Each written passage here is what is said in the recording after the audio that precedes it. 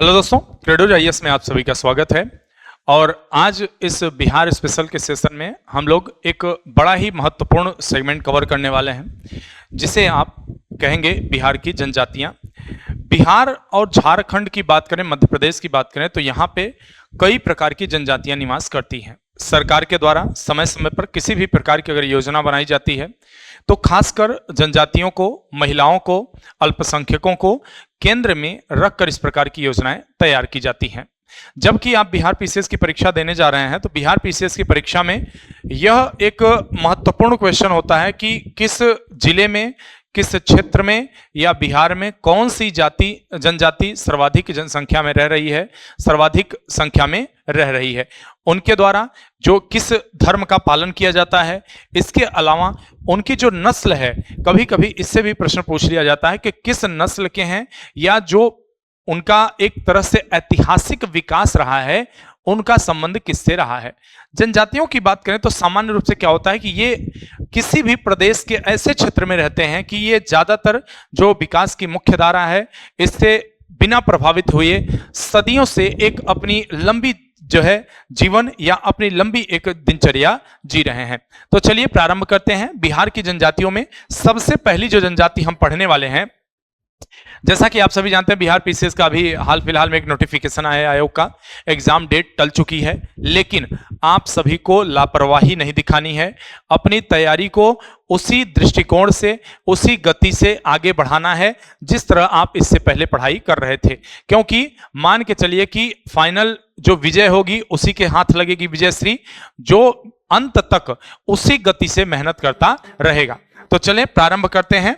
और यहां पर आज हम यहां पर सबसे पहली जो अपनी जनजातियों को देखेंगे, उसमें पहली जो जनजाति आती है वह है उरांव।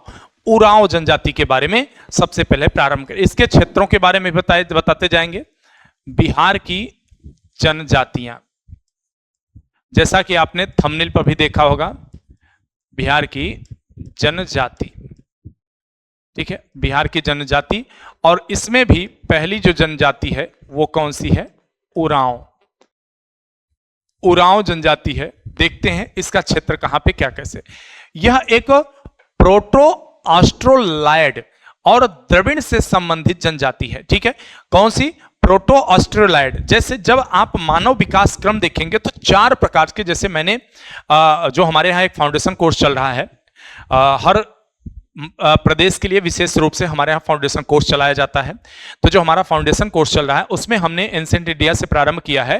तो उसमें अलग अलग सब्जेक्ट के जो टीचर्स हैं वो अपने विषय को जब पढ़ाते हैं, तो जैसा कि नाम है फाउंडेशन, बिल्कुल बेसिक से प्रारंभ करते हैं। अब ऑस्ट्रोलॉयड क्या होते हैं, मंगोलॉयड क्या होते हैं, इनके बारे में अगर आपको जानना है तो आपको डिटेल में जाके पढ़ना पड़ेगा। अब इतना आपके पास अभी समय बचा नहीं है, इसलिए आप अगर चाहें तो अलग अलग कोर्सेज के, जैसे मुख्य परीक्षा के लिए आप कोर्स अभी परचेज कर सकते हैं, अभी उसके लिए समय है। प्रारंभिक परीक्षा के लिए भी साथ साथ चीजों को लेके चल सकते हैं। तो यह एक कैसी है? Proto Australoid. ठीक है, प्रोटो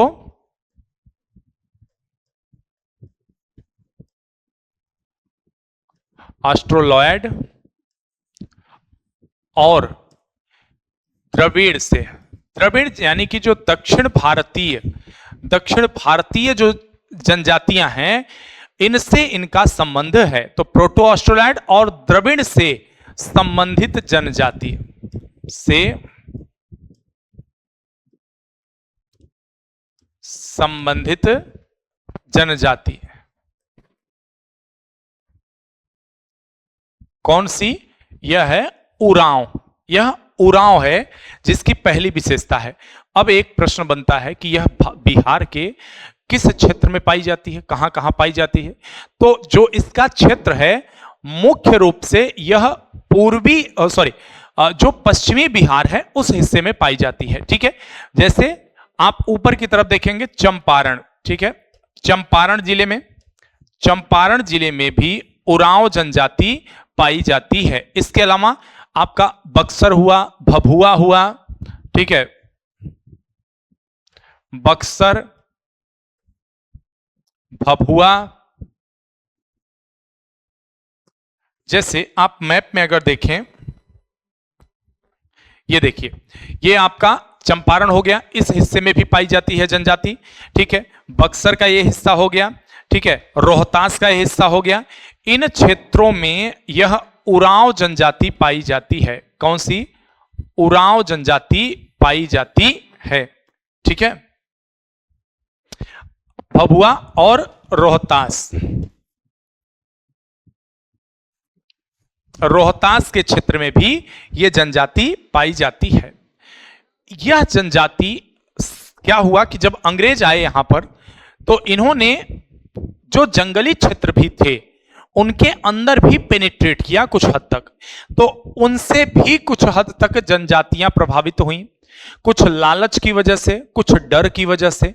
तो इसमें बोंगावाद, ठीक है, जो प्रमुख धर्म है इनके द्वारा जो प्रैक्टिस किए जा रहे प्रमुख धर्म है, ठीक है, इनके प्रमुख धर्म, ठीक। तो बोंगावाद, बोंगावाद क्या है? इनके लोकल देवता हैं, ठीक है, इनके लोकल देवता हैं जो पूर्वज वगैरह रहते हैं, उनकी ये पूजा करते हैं। इसके अलावा कुछ हद तक हिंदुओं से भी प्रभावित हैं, कुछ हद तक हिंदू परंपरा, हिंदू नियम तिथि त्योहार मनाते हैं, तो कुछ ईसाइयत से भी प्रभावित हैं, कुछ ईसाइयत से भी प्रभावित हैं। प्रमुख रूप से 3 प्रकार के धर्मों का प्रचार प्रसार यहां पर देखने को मिलता है। इसके अलावा अगली जो जनजाति होती है वो कौन सी जनजाति है? कोरा, ठीक है। अगली जनजाति कौन सी होगी? कोरा। यह भी एक प्रकार की जनजाति है, ठीक। तो सबसे पहले देख लेते हैं कि ये कहां पाई जा रही है इसके बारे में। तो जो बिहार का आपका मुंगेर, जमुई, कटिहार, ये जो हिस्सा है, नीचे मुंगेर पड़ेगा आपका, मुंगेर, उससे ऊपर जमुई वगैरह, जमुई, बांका, ये सब लाइन में ही पड़ते हैं, मुख्यतः दक्षिणी बिहार। तो आप इसे एक लाइन में यहां ये लिख सकते हैं, मुख्यतः दक्षिणी बिहार।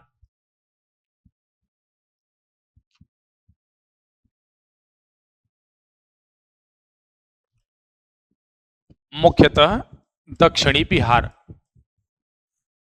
मुख्यतः दक्षिणी बिहार में पाई जाए। दक्षिणी बिहार में भी कौन से हिस्से में ये पाई जा रही है जनजातियां, ये जरूरी है।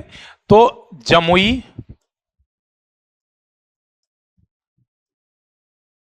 मुंगेर, जमुई का क्षेत्र हो गया दक्षिणी बिहार का, आपका मुंगेर हो गया। इसके अलावा कटिहार का क्षेत्र, इसके अलावा कटिहार,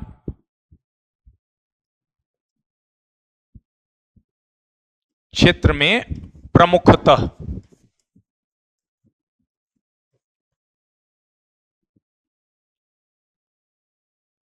देखिए, इन्हें ना एक शब्द इस्तेमाल किया जाता है इनके लिए, आदिवासी जो जनजातियां हैं।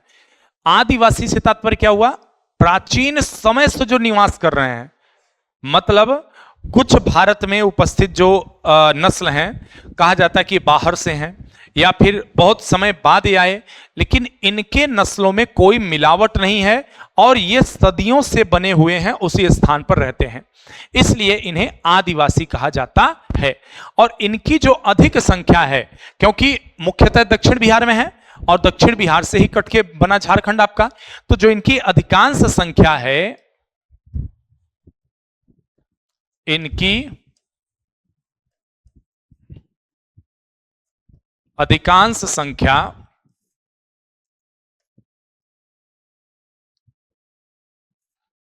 झारखंड में पाई जाती है।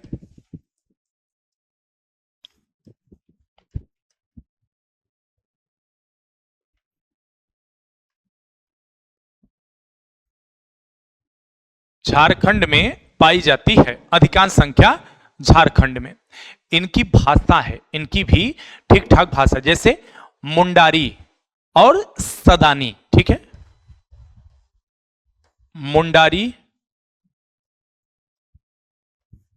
और सदानी,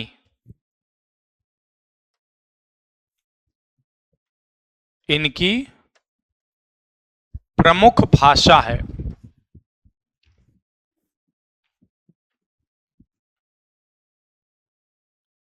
यह प्रश्न भी आपसे पूछा जा सकता है कि उनकी प्रमुख भाषा क्या है। कृषि, वन उत्पाद और मजदूरी, जैसे जंगलों में शहद मिल गया।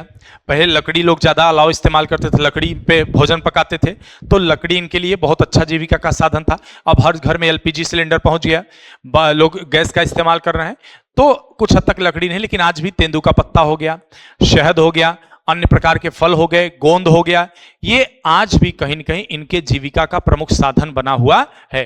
तो कृषि, खेती भी करते हैं, कृषि, वनोत्पाद और मजदूरी, इनकी जीविका का प्रमुख साधन है।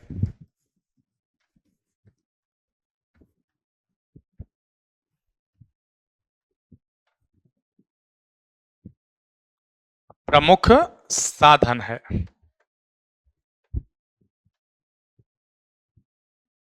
ठीक, ये इनके बारे में कुछ महत्वपूर्ण जानकारी थी जो हमें आपको जानना चाहिए। अगली जो जनजाति आती है वो कौन सी? खैरवार। ठीक है, अगली महत्वपूर्ण जनजाति आती है खैरवार।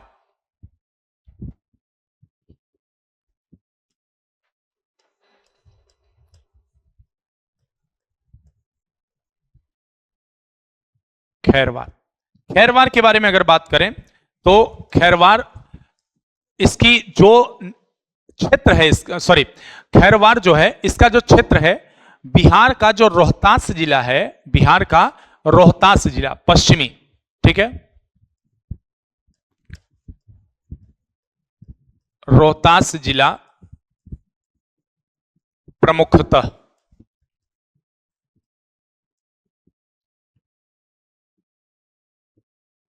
आप एक सब डिवीजन मजिस्ट्रेट बन के जाएंगे तो आपको पता होना चाहिए किस क्षेत्र में कौन सी जनजाति निवास कर रही है, उनकी हैबिट्स क्या है, उनकी दिनचर्या क्या है, उनकी धार्मिक स्थिति कैसी है, वो किस प्रकार के धर्म से प्रभावित हैं, उनकी संख्या कैसी है। उनकी स्थिति जब तक आप नहीं जानेंगे, कैसे सरकार को अवगत कराएंगे, कैसे उनके बारे में आप योजनाओं का क्रियान्वयन कर पाएंगे, ये सारी चीजें आवश्यक होती हैं।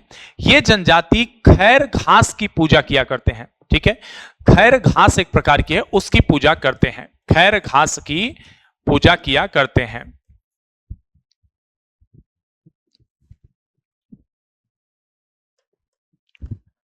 खैर घास की पूजा करते हैं।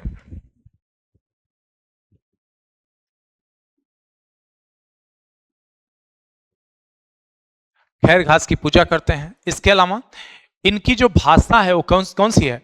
मुंदरी। इनकी भाषा को क्या बोला जाता है? मुंदरी।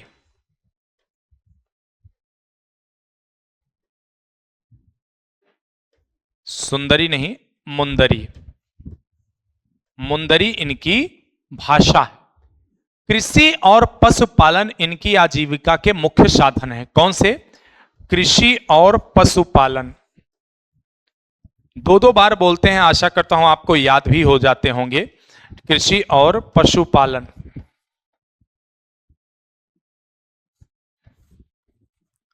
आजीविका के मुख्य साधन।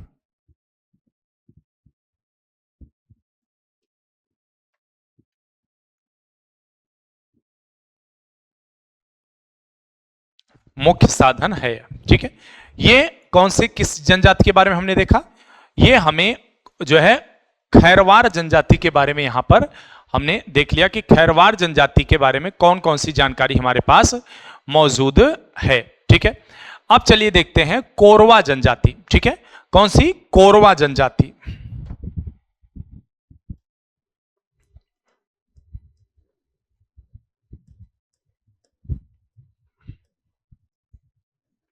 कोरवा जनजाति के बारे में देखते हैं कि इनके दौरान क्या क्या चीज। तो ये जो इनका क्षेत्र है कोरवा जनजाति का, रोहतास, भोजपुर और पूर्णिया। ठीक है, इनका प्रमुख क्षेत्र है रोहतास,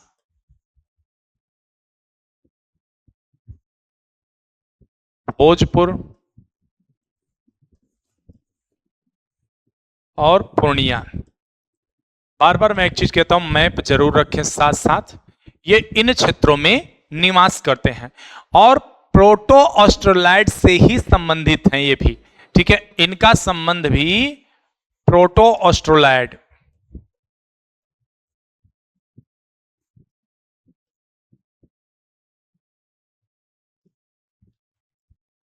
प्रोटोऑस्ट्रोलैड से ही इनका भी संबंध है, वहां से इनकी संख्या में निरंतर कमी आ रही है।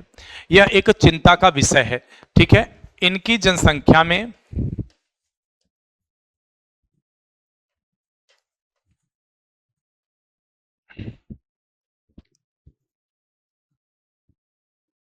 लगातार गिरावट आ रही है। ठीक है, अब ये कई कारण हो सकते हैं। कभी कभी क्या होता है, जैसे स्वास्थ्य सुविधाओं का अभाव, स्वास्थ्य फैसिलिटीज नहीं है, स्वास्थ्य सुविधाओं का अभाव, यह भी एक कारण बनता है जनसंख्या की गिरावट में। ठीक है, इसके अलावा आप कह सकते हैं तस्करी। ठीक है, मानव तस्करी जनजातियों के बड़े पैमाने पर होते हैं। इसके अलावा कोई बीमारी। ठीक है, अब स्वास्थ्य में ही ले लीजिए, बीमारी भी, यह भी एक कारण बन सकता है। तो जब इस प्रकार की जनजाति कोई चर्चा में रहे, अब इनकी संख्या तेजी से गिर रही है। अब इससे पहले जितना देखा आपने उनके बारे में ऐसी कोई बात नहीं थी, इसलिए महत्वपूर्ण हो जाती किस क्षेत्र में पाई जा रही है, यह किस परिवार से संबंध रखते हैं, ये सारी चीजें हमें समझना चाहिए और इस तरह से प्रश्न हमारी परीक्षा में पूछे जा सकते हैं। अब अगला आता है गोराइयत। गोराइयत जनजाति,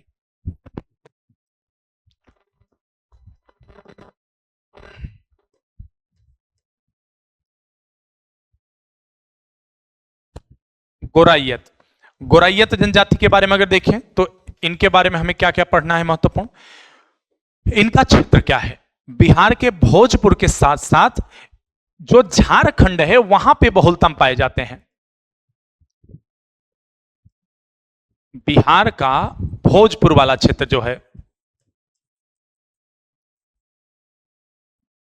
भोजपुर और झारखंड में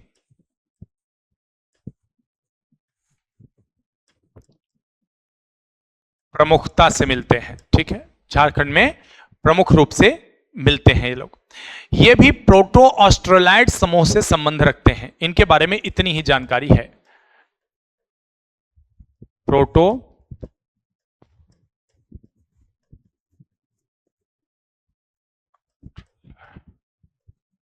ऑस्ट्रोलैड से संबंधित,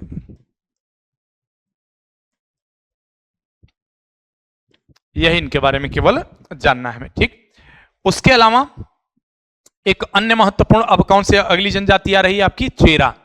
ठीक है, कौन सी, चेरा। चेरा के बारे में क्या, जनसंख्या इनकी कहां है, रोहतास, भोजपुर और मुंगेर, इनकी अधिकतम जनसंख्या। ठीक है, रोहतास, भोजपुर और मुंगेर, अधिक जनसंख्या यहां पर है, अधिक जनसंख्या।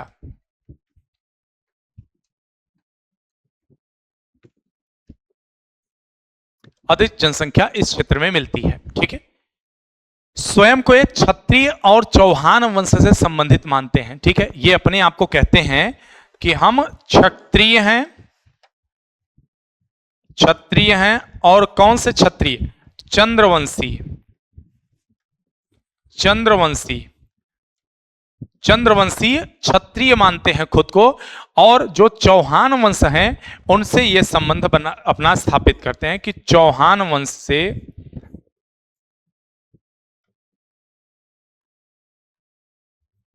संबंध का दावा,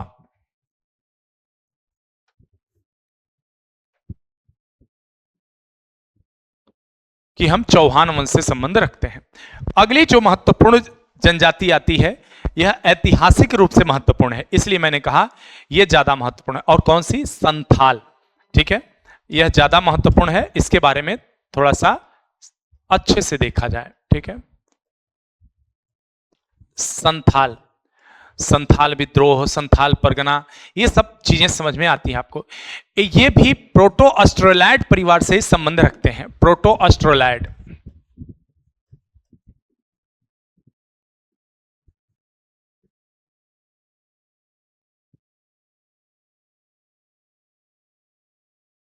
प्रोटो ऑस्ट्रोलैड से, ये तो क्लियर हो गया। अब ये पाए कहां जाते हैं सर्वाधिक, पूर्णिया आपका हो गया, भागलपुर हो गया, सहरसा। ठीक है,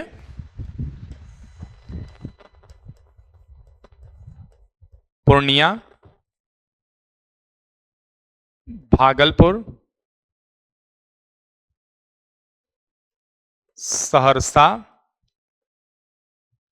इस क्षेत्रों में ये बहुलता से पाए जाते हैं। ठीक है,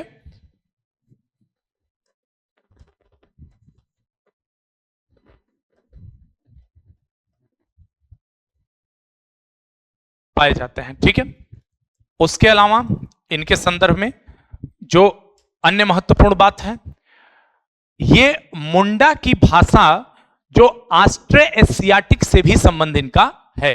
ठीक है, मुंडा जनजाति जो है, मुंडा की भाषा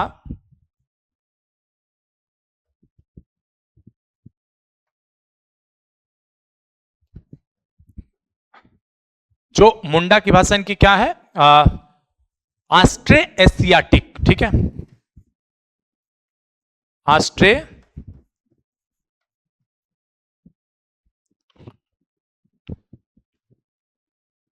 एशियाटिक, ऑस्ट्रो एशियाटिक से संबंधित।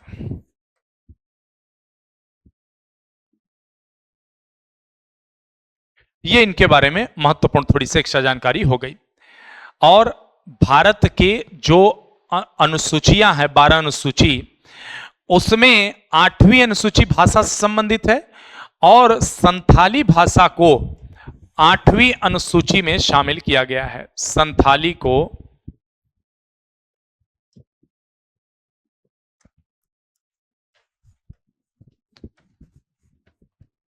संथाली 8वीं अनुसूची में शामिल, 8वीं अनुसूची में शामिल है। सिंग बोंगा इनके देवता हैं। ठीक है, सिंग बोंगा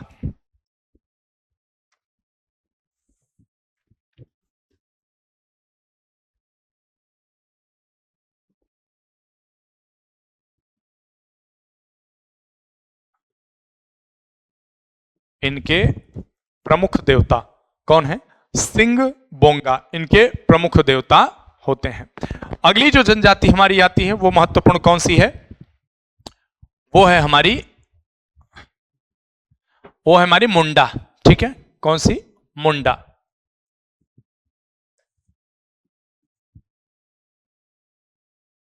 मुंडा है, मुंडा अगली जनजाति है।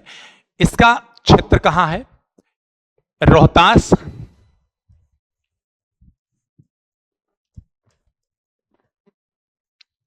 कैमूर, बक्सर, रोहतास, कैमूर, बक्सर और पूर्णिया।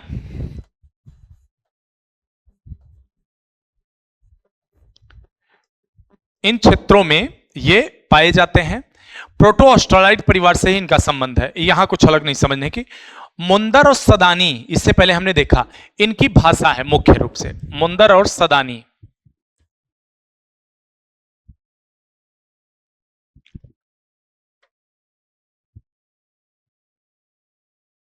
मुंदर और सदानी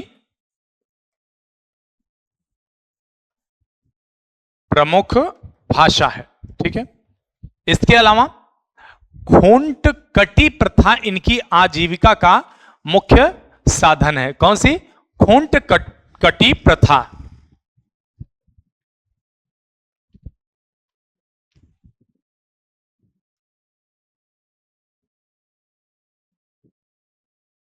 इनकी आजीविका का प्रमुख साधन,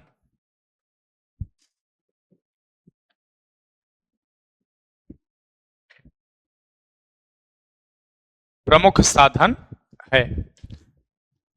ठीक, खुंटकटी क्या है? स्थानांतरण कृषि है। जैसे जो स्लैश एंड बर्न होता है एग्रीकल्चर, जैसे क्या होता है, जंगल को जला देते हैं पूरी तरह से और उसके बाद जो उसकी राख रहती है उसको मिट्टी में ही मिला देते हैं और उस पर तब तक खेती की जाती है जब तक उसकी उर्वरा शक्ति बरकरार रहती है। इसी को हम स्थानांतरण कृषि भी कह सकते हैं। ठीक है, इसी को आप स्थानांतरण कृषि भी कह सकते हैं।